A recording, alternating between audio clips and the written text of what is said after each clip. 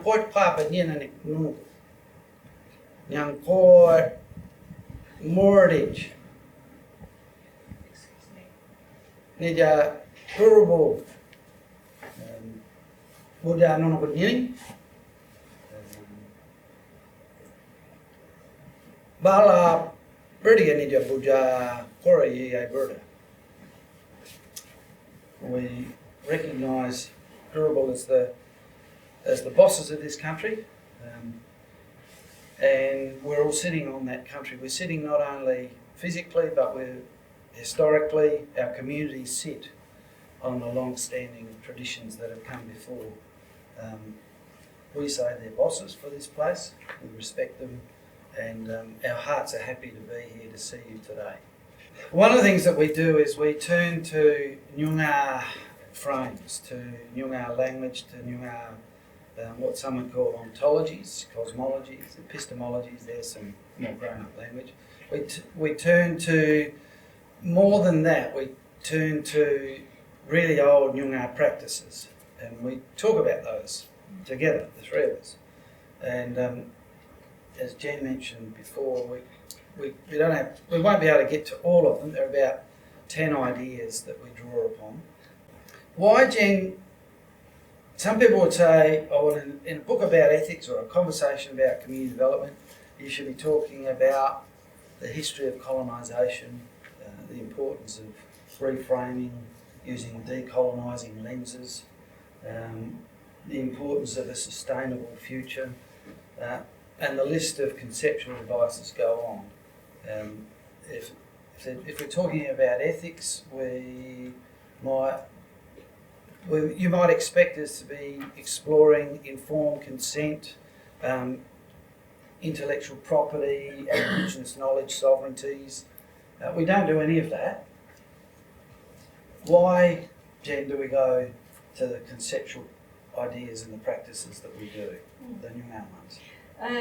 Nunga Wankan,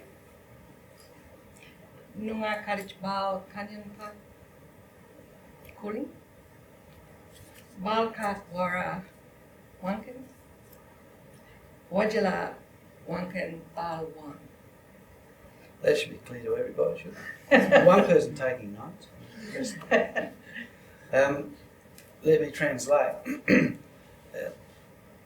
Nyungar words, Nyungar knowledge, he or it is the right, strong knowledge for working with Indigenous communities, particularly Nyungar. Those familiar with some of the beautiful and long-standing European and Latin traditions around community development would recognise, or might translate it as our friend Paolo Freire did. We're mad if we don't go looking to the languages and the conceptual devices, the lexicon that's rich in understanding. Thousands of years of practice that don't exist in our everyday lexicon that we use, certainly not in the academy, not in universities, absolutely not, in my view, in the new public language that bureaucrats are enforcing upon us. And I don't think, with the deepest of respect, in the community development literature. Len says something about that in the chapter, and I'm going to every now and then we'll read something, and predominantly it'll be from Len because that brings that fella in. And around this stuff, this is the concluding part of the chapter, but it sits at the beginning too. He says, I've always found it difficult understanding the concepts and ideas that many use in the community development area. I believe there's at least two reasons for this. One, Noongar is my first language and knowledge system. And two, community development workers have been too closely implicated in the long and I think continuing history of using language as a tool against rather than for Noongar families. So in bringing the language, Noongar language and Noongar ontology into our chapter and our practice, it's to counter this history. So it's not to reject the fact that there's been a history, that colonisation has occurred, that practices the politics and practices of policies are important to consider, this is our attempt to use Noongar language and concepts against that, and instead of, and to build. An important part of the process of coming into a community for Noongar and for First Nations people, I think, around the world, and indeed for all the communities I've ever been in, has to do with the process of coming respectfully into the community, recognising those that have come before. In the chapter we talk about the importance of language, as we've just implied. Barragan now. Some of the other concepts. Sweat. Work, sweat, the body. Are we going to just burning, digging and scratching in the building of relationships and knowledge. Kwapkanya, Kwapkundan, good respectful practice, recognising old spirits. Dawarkan. It's my favourite. Gently, slowly going along. Waberling Kwak Wern. Singing well into our practice. You might get Wes to be up to do that element of the work. Should have brought the guitar. Mudyawankin, talking the country, as we've already heard. Yeah. We too wrote about how it sounded a little bit weird, but we've been raised to sing out, speak to trees, to our brother and sister birds and animals. Mani, which is to listen to the wind, listen to what the wind is telling us and how it moves through space and trees, and whether it's something's right or not so right. It's actually to pay attention. Links to the past ones about going steady. And Gorangolmont is one of the most central ones, is becoming family, is the intimacy of building relationships and building family in a way that's really quite different to Western ideas of family being separate from practice when you're working.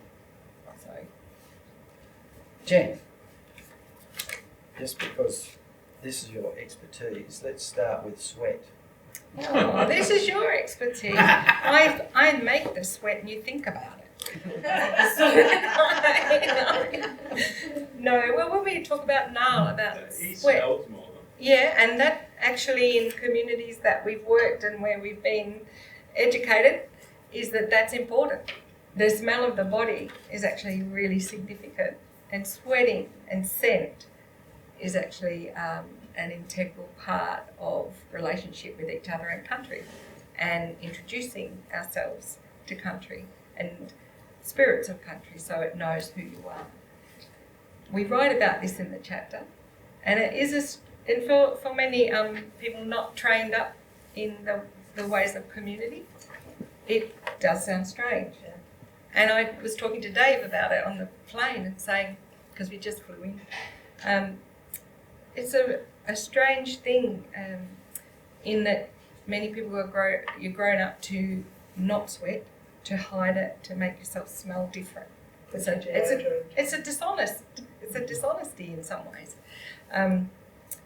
So we were just talking about how do you explain to people who perhaps come from that the real importance of sweat, and like how did you, Dave, come to your understanding of it, that we ended up talking about it, because it is something we talk about often as a trio and then with other workers and community members. So yeah, I don't know deeply enough the processes and the practices for this part of the world, but I was raised in Kaurna country in Adelaide, and across the west.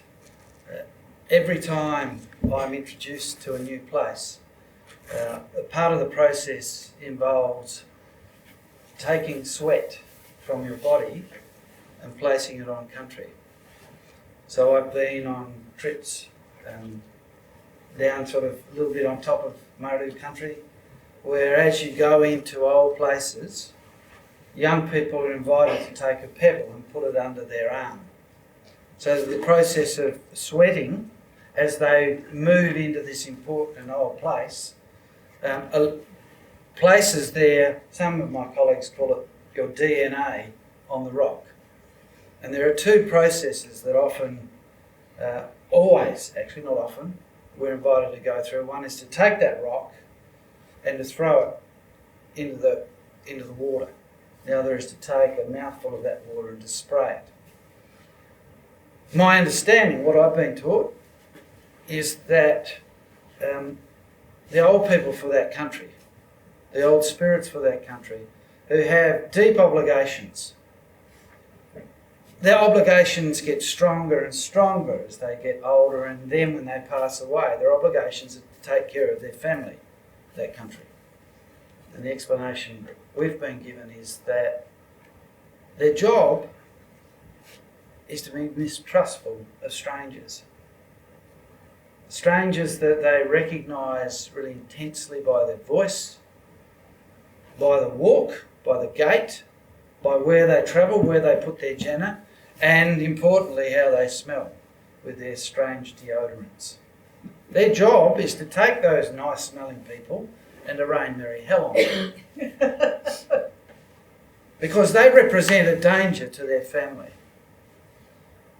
Part of the obligation of the old people that take me and that have taken our family into those places is to see to it that we're safe. To sing out.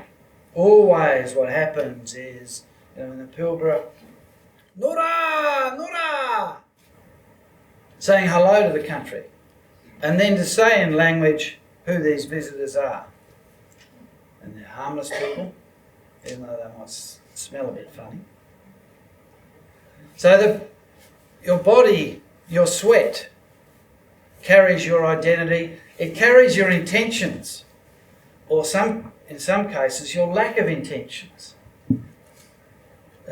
And so we have, for the last 30 years, been introduced to the importance of something that we in the West are horrified to talk about. Do you want to read that? Yeah, Elizabeth Povinelli, she said it nicely, but there's a lot of people who say it really nicely. And in the chapter we've put her quote in where she says that Aboriginal people act on the assumption that entities inhabiting the country smell and hear their visitors, verbal and physical activity, and that these beings come out or send out agents in the form of climatic changes, an abundance of food, spirits of possession and sickness in order to communicate their reactions to human presence. Moreover, speech and sweat are seen to penetrate people and places. Speech goes in the human ear and travels through the air, and sweat comes out of the body and sinks into water holes. And again, it's that beautiful cyclical relationship of human and planet. When we were preparing for this chapter, we do work in conversation, because it's been 30 years that Len, Dave and I have travelled along together. We met at uni as youth workers. So we've been thinking about these things a lot and travelling a lot, driving, walking. I don't know how many of you do your work in cars. Travelling seems to be a really good way of working big things out. You know, this particular instance, we filmed this conversation so that we could have a record of it and keep working from it. So we were talking about what is important, and I said the wind. Whenever I've worked, the wind will tell me whether I am on the right track or not. And I'm hoping that when we talk later, some of you will go, yeah, and understand the importance of taking note of this for our practice, because people will go, well, what's that got to do with running that program on time? Sometimes that wind will be telling us you actually need to do it another day, or the wind will come through and whip up a dust storm, and our ideas for doing some film or creative work are totally gone. Then we have to think about why. Might just be it was a bad day, but it actually might be that we hadn't done something quite right. we hadn't gone and asked the right people about what we're trying to do or who we're trying to work with. It's about listening to the way the wind will run through the trees, through the dust, whether it'll be a humbug wind that really stirs everyone up and the kids are arced up and you can't get stuff done. These things make us have to stop and step back and reflect on our intent and how are we going. It's this constant, it's actually a really analytical position to operate from. It's not just go, well, it's a windy day, we're not working. There's an analysis of country intent and spirit in it.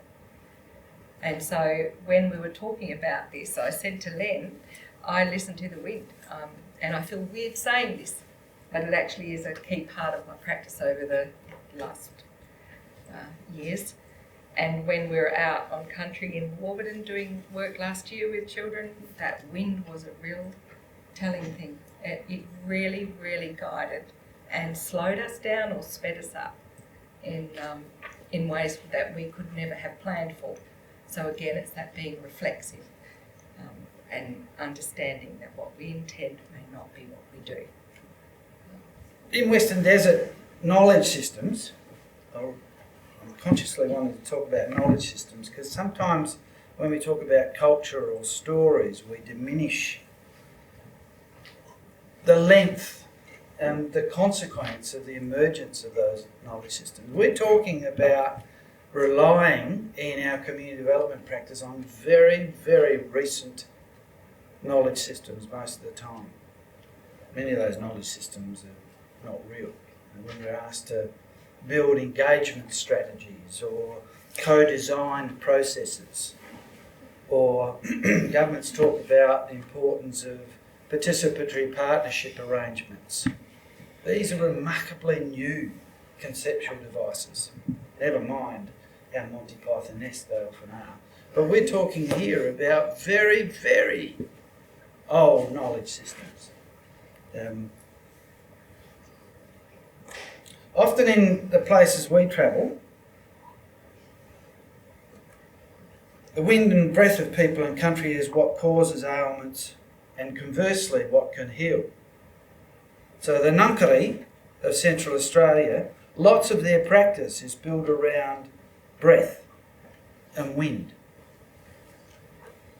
Aranda knowledge tells us, for example, that northwest winds, the Arantiri, is a bad one. It's a cold one, it's a bad one. When you go in the western parts of the Pilbara in Kimberley, for 2 weeks of the year you get the eastern humbug wind. And it drives everybody, as Len would call it, karkara, mad. I don't know if anyone remembers her or knows of her, but Jan Richardson wrote a whole PhD thesis on the importance of the environment and the ecology on community development in the north of Australia. All of our plans are hilarious and pale into insignificance when a humbug wind comes along, when a flood comes along. We need to read the weather as well as we read the social indicators from the ABS. What biennial is it's a process of the recognition that in order to move through a country and gather to sustain yourself, you've got to go off the track a bit. Because actually the main path, not a lot of stuff grows there. The undergrowth, the biern, which is often prickly and uncomfortable and can be dangerous.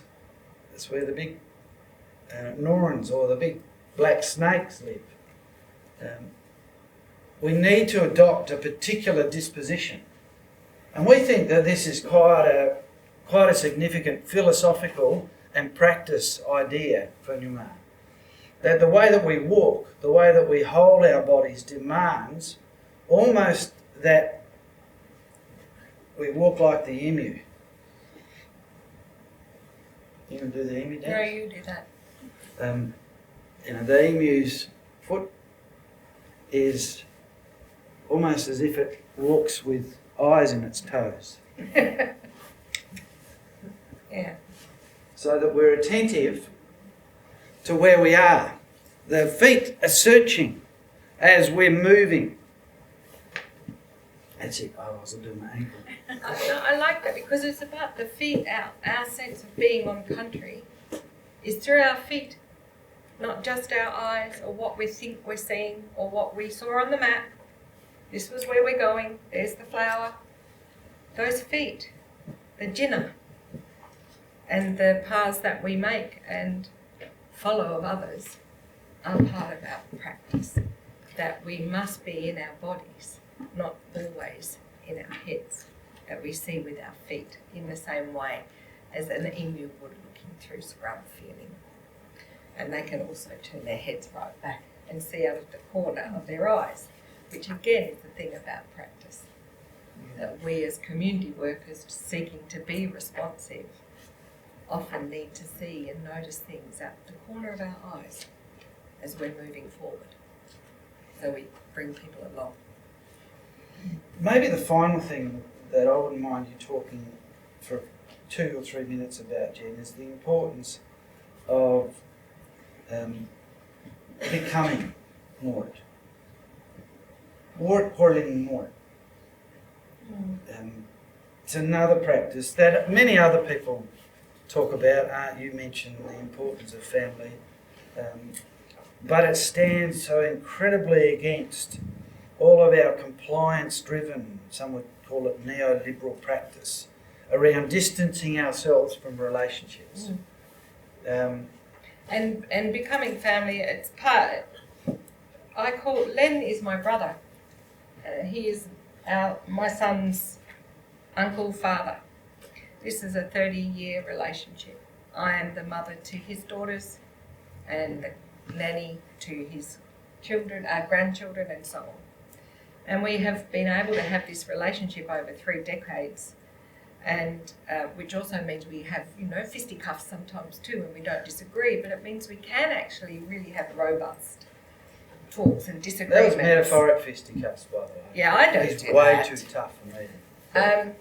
But we are moored in our sense of obligation to one another, and we're moored in our sense of seeking out knowledge from each other, from family. Our First Nations brothers and sisters have been telling us this for as long as anyone else has been in this country, the importance of a commitment to family and community. And in some ways this theme is, I'm sure, is not new to any person in this room here. What we talk about is the process of becoming family, which is really, really difficult in the current, well, it's always been difficult in our organisations with their, the Western conception of intimacy equals corruption. The message that Len and Art here and all of my bosses around working with communities is that there's a set of lifelong obligations that come with this work. Family is really important. It's not a romantic thing. Often white fellas will go, I got given a skin name. Well, if you were given a skin name, it's because you've got some obligations and you're being taught about those obligations. It's not because you're a nice person. It's not because you're a special identity. It's not like an award, It's not like a logie. It brings with it, intimacy brings with it obligations. And what we talk about as we close down the paper is the importance of a deep relationship that we've had. It's not orchestrated. As Jen said, it's not always nice. It also comes from a commitment to being in a place, to staying there and working there. So it's a long-term thing. While we've both worked in different communities, we've travelled a lot at invitation of people. My work in Noongar country has been long term, and Noongar have been my bosses, and I've learnt language and practice from that, staying in that place. So it's a little different to others who may want to work across a range of things. There's still practices that you can take on. But I know for me, my learning has come from staying in my home country for, I'm in my 50s now. So it's that deep and connected to that country. It's a bit tricky. I might end with something that Len says here, which I think is, which was an interesting moment. We wrote this by filming each other in a conversation. And in it, I asked Jen a question about her involvement with Noongarpedia and the tensions around non-Aboriginal people and language, particularly for those in those communities where families have been taken from country, they've been taken from each other, and they've been punished for the use of language. And there's an inordinate amount of trauma. And there are parts in the country and there are families that will go, you white fellas are doing it again, you're learning our language, it's another form of colonisation. So I said, in our conversation, I asked a question of Jen, and Jen turned to Len and said, can I ask you to explain this and how this works? Len, you're the boss. He said, I can do, and I will do. But here is another challenge. You are asking me to be the cultural instructor, and that's good.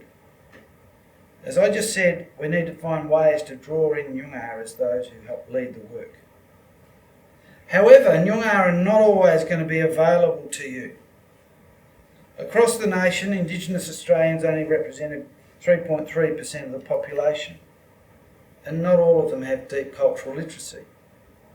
Many are also incredibly busy with dozens of obligations to their family, their jobs, to community-controlled organisations and negotiating land and management of country. However, if the cultural and knowledge bosses are not available, this is where someone like yourself, he's talking about Jen, not me, with good solid grounding needs to stand up and show your broody, your leadership and your knowledge. This means you cannot always and continuously get away with not learning about these matters or saying, I won't speak about these things. This is only what Indigenous people should speak about. So Jen, I'm going to ask you to speak about this one right now. And he goes on to do that. That's really uncomfortable. Yep, and that's where we sit as workers often, in discomfort, in the uncomfortable spaces. And it's through becoming family. At least that's one way of being able to move on those obligations. Shall we say Guru one? Guru one, Jenny?